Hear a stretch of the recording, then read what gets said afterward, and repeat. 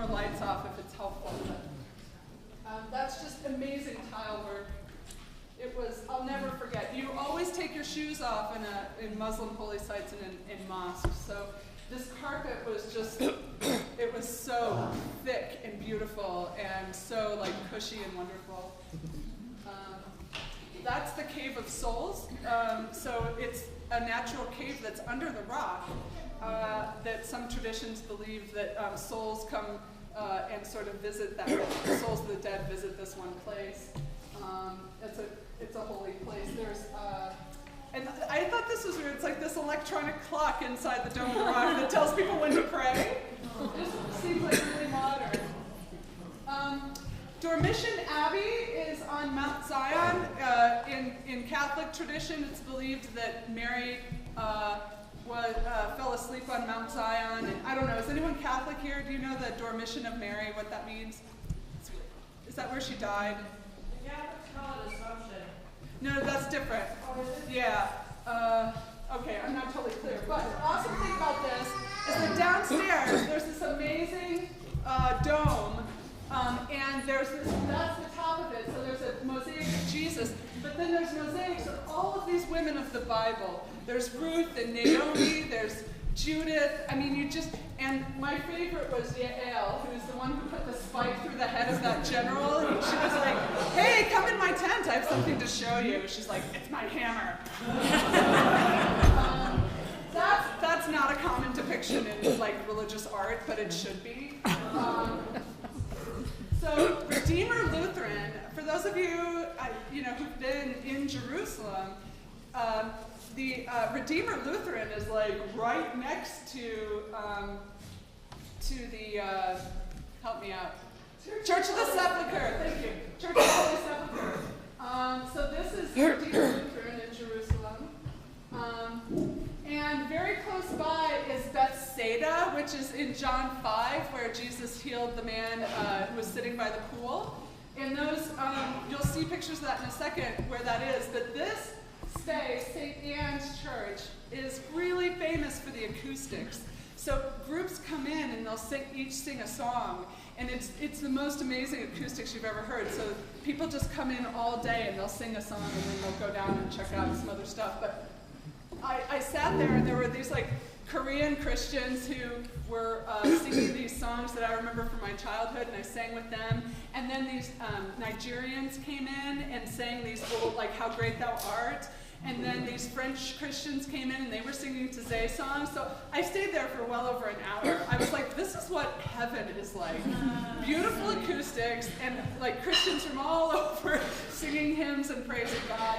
It was one of my favorite experiences when I was there. There's, so this is from the 1st century. These are the sort of pools that, where in Bethsaida, where they said Jesus healed the man. It's in John chapter 5. So you don't get to see, like, you don't get to, like, see stuff that Jesus saw very often, because Jerusalem's built up. It's about 31 feet higher than it was in his day, because, people will conquer it and destroy it, and they'd build it, so it's been built up so much. So there's only a couple opportunities to be able to actually see what Jesus was seeing. And this was one of them. That's just the text. And Jesus said to the man who had been ill for 38 years, rise, take up your pallet and walk. My favorite thing about that story is that later, when people are like, hey, who healed you? He's like, I don't know, some guy. Like, he didn't remember Jesus' name. So the Via Dolorosa is this path in Jerusalem where it's kind of like the Stations of the Cross. And so pilgrims will come and they'll visit the different places where supposedly these things happened. And it's beautiful to watch them, but of course those aren't really the places that happen. Like there's a stone where supposedly when Jesus stumbled, he touched it, and it's along the wall, but he'd have to jump about 30 feet to it. Like at the time, it was so much lower than it is now that Jesus would have had to get a really huge leap to touch a stone that's on the sidewalk right now in 2012. So, but it's worn smooth by the faith of people, which was beautiful. So. And this is just outside a cafe that it was on the Via Dolorosa, but I took it because there's this Israeli soldiers. It's just so weird to be in these holy spaces and then have like 20-year-olds with AK-47s walking by all the time. It's very strange. I took this picture because down here, you can't read it, but it says Martin Luther Elderly Daycare Center, which I don't know when we're all going to retire, but that kind of sounds awesome. The Martin Luther Elderly Daycare Center. And this is a random street festival involving dragons in Old City, Jerusalem. We walked out of our hotel and there's just like dragons everywhere. We had no idea why. And there were children, and it was really loud. But the best thing was that's the only drag queen, Stuart, it's the only drag queen I saw the whole time I was gone, and I had to take a picture of him for you. So it was during the Dragon Street Festival. I have no idea what that was. So my whole group like moved on. So I got there, we did the Dome of the Rock thing, but they had this whole schedule they were following, traveling other places, and I didn't have my luggage. So my luggage didn't arrive for, I think, 4.5 days. My mom spent 2 days of her life on the phone trying to track down my luggage. And I was alone in Jerusalem. And the first day that I was there, these 3 women came up to me and they went, "Are you Nadia Bolz-Weber?" And I'm like, yeah. And they were Presbyterian clergy women from California, and they were awesome. And they just kind of took me along. So when I visited the Church of the Door Mission, I was with them. And they let me kind of base out of their hotel. And I was staying in different monasteries that had room and washing my clothes in the sink every night. So the last monastery I'd stayed in was a Cistercian monastery. And this woman, Sister Milena, she's you know, I think she's probably late 60s, maybe early 70s. She was showing me the room I was going to be in. She's from Slovenia, and she speaks pretty broken English. But she was showing my room, and then we just kept talking and talking and talking while we're standing in the door. And then finally we sat down on the bed and we talked for an hour and a half. And she was so beautiful, and she just had this light coming from her. And she just talked about how much she loves children and the work that she does. And she's just this beautiful soul who loves Jesus and loves the work she's been called to, and told me about what it's like living in Jerusalem and some of the difficulties of it. And I just ended up really loving her. But the story you might have seen on Facebook is when she saw my arms, her face lit up and she went, "Oh, liturgy," and she touched my arms, and she loved that I had liturgy on my arms. So she was really beautiful. It was a real treat. So finally I got a ride up, I got my luggage and immediately drove to the West Bank, up to Burkine, which is way up in North Palestine. And in Burkine there's a thing called the Canaan Fair Trade Cooperative. And what happened was there was a man who was from that village who went and got a PhD in economics and came back and transformed his community, basically. He organized the olive growers. And there's 43 different villages that are involved. And there's also 70 women who make soups and couscous. And 4,000 different stores 4,000 different stores all over the world sell their products. And since 2005, they've gone from 20 farmers to 1,700 farmers. And their biggest client is Dr. Bronner's soap.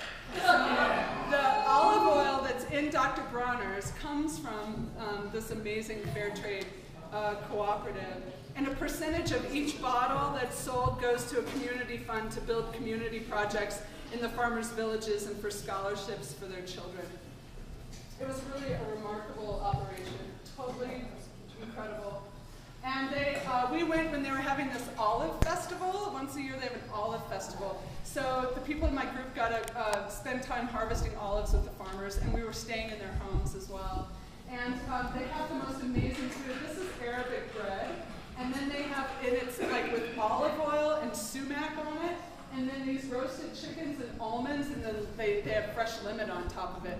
And it was like heaven, so delicious. And there was a young man making these amazing sand figures, which was incredible. And this is just a woman and her daughter that I met, and they saw that I was just standing there, and they said, "Oh, come sit with us," and she gave me her food, and she told me all about herself, and She works with tourism in Jenin, which is a bigger city than Raccoon. And that's her daughter. And I asked them why does she wear, her daughter's Harper's age. And I said, well, why does she wear the headscarf? And this woman just said, well, it's not for me, but it's for her, and it's her choice, and she's free to do what she wants. And the headscarf thing has always been puzzling to me as somebody who modesty isn't necessarily my highest value. And I've always seen it as like covering women up, and obviously as a woman in America, it feeling kind of oppressive. And I just have a different take on it now, and I'll go into that in a minute. So there was this beautiful dance troupe, Palestinian dance troupe, that danced for us. Really beautiful music. And here's some Palestinian soldiers like videotaping the traditional folk dancing. I don't know why I found that so touching, but they're like these soldiers going, oh, we gotta capture this, And so then there was this big party, and so I have a little video. Oh, then I loved this sign. Do not set fire.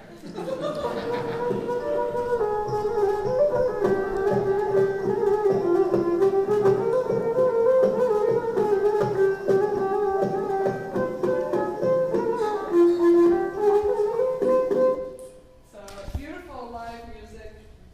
And so my family that I stayed with said after that party, which was already at night,